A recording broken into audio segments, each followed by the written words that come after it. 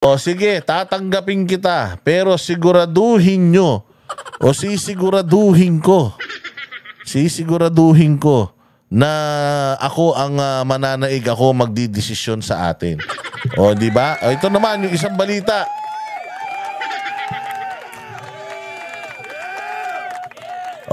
Wag daw iboto ang mga pambato ng administrasyon. Bakit?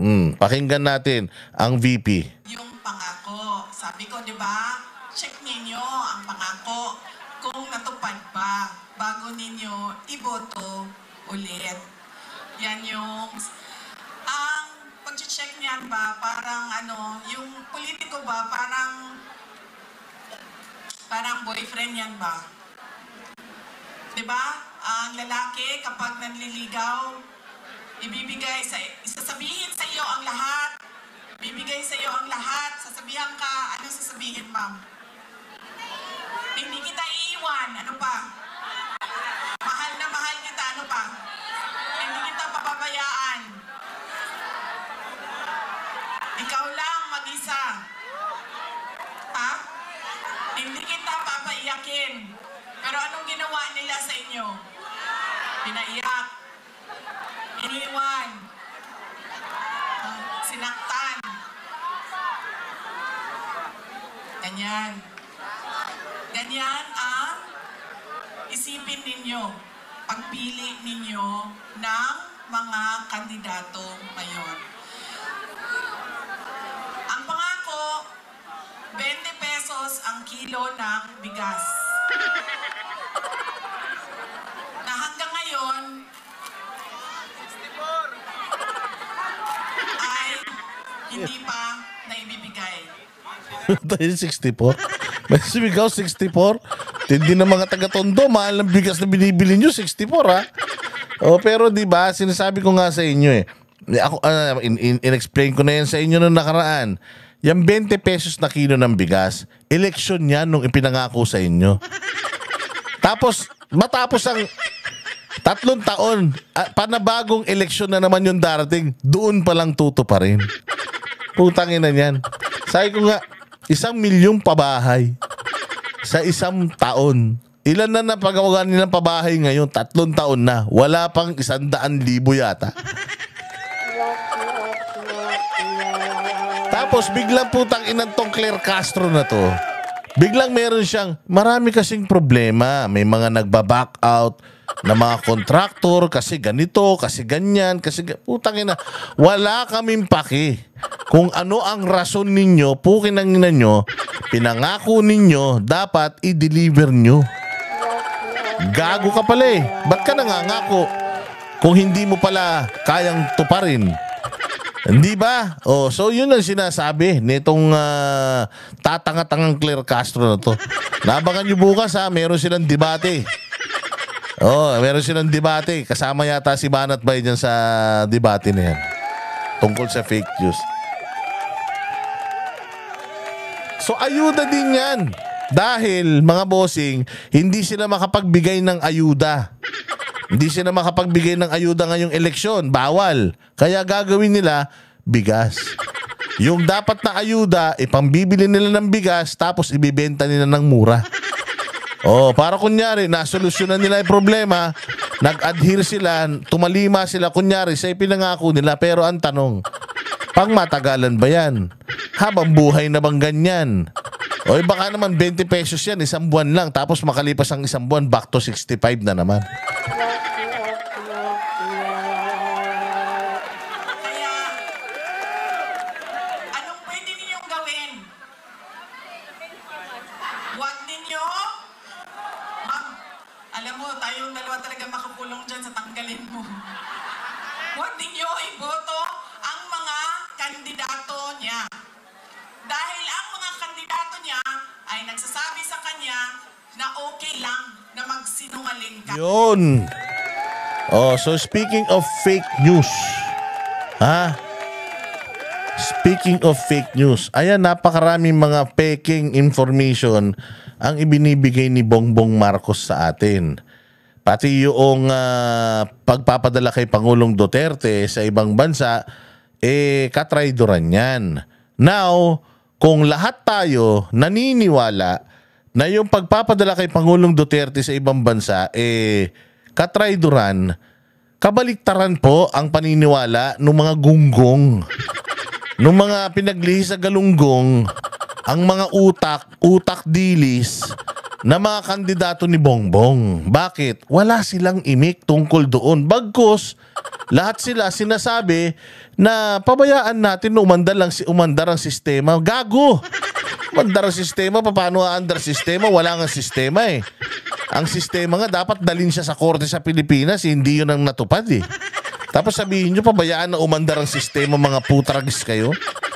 Yung mga hindot kayo talaga. So, kung okay lang kung hindi mali. Kung hindi okay sa atin yung pagsisinungaling ni Bongbong Marcos, bakit okay lang doon sa kandidato niyang 11? Actually, 12 kasama yan si Amy. O bakit okay lang sa kanila na magsinungaling at magkinupal itong si Bongbong? Alam naman nila pare-pareho na itong si Bongbong puro kabulastugan lang ginagawa sa bayang Pilipinas. Kaya nga sabi ko, somewhat gusto ko yung mga Villar, pero hindi ako bilib sa Villar. Baka mas bilib pa ako kay Amy. Bakit? Kasi si Amy kumalas siya. Kahit papaano si Amy may ginawa para talagang masabi na ayaw ko dyan sa grupo na yan. Although alam naman natin yung katotohanan, pero at least kahit paano may ginawa siya, dito ako nakukulangan kay Villar. Kasi ang pangalan nun, ng babae? Itong si Camille Villar. Camille, itong si Bongbong, alam mo kung anong kabubulastugan ang ginagawa niya sa bayan. Bakit nandiyan ka pa rin? Bakit nung kampanya kasama mo pa rin sila? So ano yan, namamangka ka sa dalawang ilog, gusto mo makuha yung boto ng dalawang kampo? Para saan? So Camille, you have to choose. Gayahin mo si Amy, you have to choose. Kakampi ka ba o kalaban? Kasi kung kakampi ka, umalis ka na dyan. Kung kalaban ka, dyan ka na. Di ka namin kailangan. Diba? Kasi paano mo pa naaatim na nandiyan ka tapos nagpapataas ka ng kamay kay BP Sara? Kung hindi mo rin kayang tayuan yung prinsipyo mo, Camille, wala kang kwentang politiko, trapo ka din. Ikaw ang sisira sa pangalan ng pamilya mo. Ang ganda ng reputasyon ng tatay mo, nanay mo, nung kuya mo. Tapos ikaw wala kang sariling paninindigan. Hindi mo kayang umalis dyan. Ikaw ang pinakamaraming pera dyan sa mga nangangampanya. Sabi ko nga sa'yo, Camille, kung aalis ka dyan, mangampanya ka mag-isa, maniwala ka, mananalo ka eh. Walang bilyar na natalo. Ewan ko sa'yo kung anong ginagawa. But anyways, katulad ng sinasabi ni VP Sara, if yung nangangampanya dito sa 11 tanga ay walang isang salita, walang nagawa sa 3 taon, anong i-expect nyo pag nanalo itong 11 na to? Di ganun din. Wala ring mga kwenta yan. Wala ring gagawin yung mga yan. Mantakin nyo, sobrang bopols nyo na talaga. Sobrang tanga na talaga ng Pilipino kapag nanalo pa itong mga to. Mantakin mo lahat ng mga pangalan na yan. Tito Soto, Lacson, Pacquiao, si Bong Revilla. Lahat ng yan, nagsilbi na yan sa gobyerno. Well, si Bong Revilla, marami siyang pinapakitang mga gandang nagawa niya. But still, pero isa pa, si Bong Revilla, yung mga anak niya, hindi daw niya pinapirma yan sa impeachment ni VP Sara. Hindi niya pinapirma yan.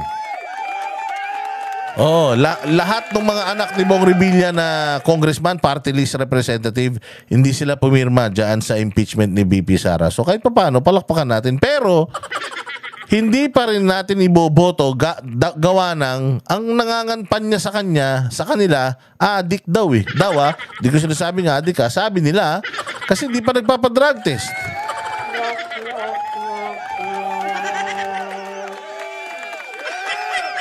Di ba? So walang boboto diyan sa mga kandidato na 'yan, Palakpakan natin ang ating mga sarili.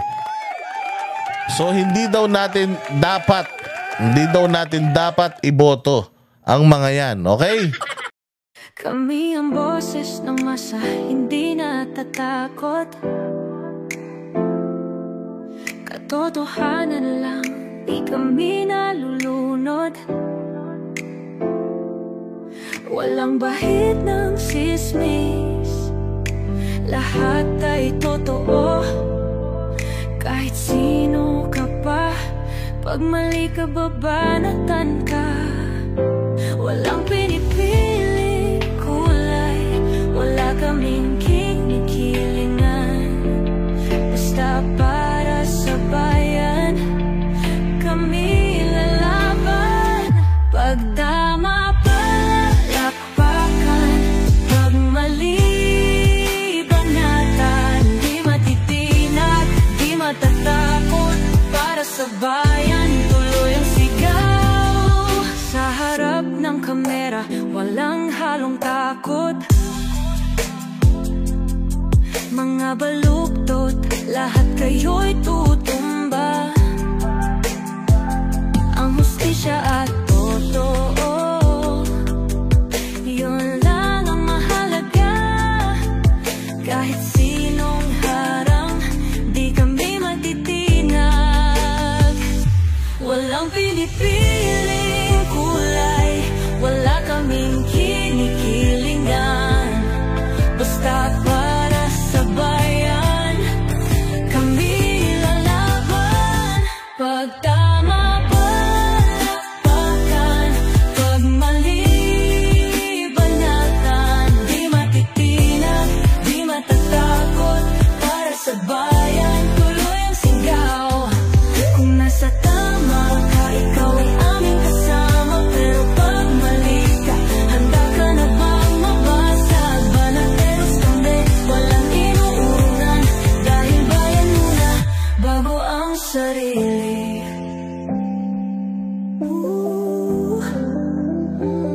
Bago ang sarili.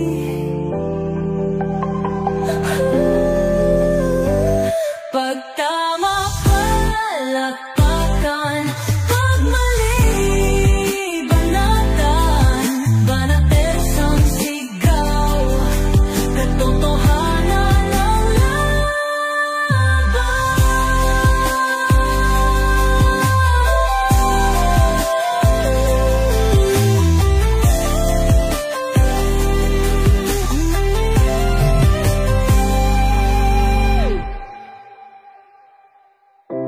Sa harap ng kamera, wala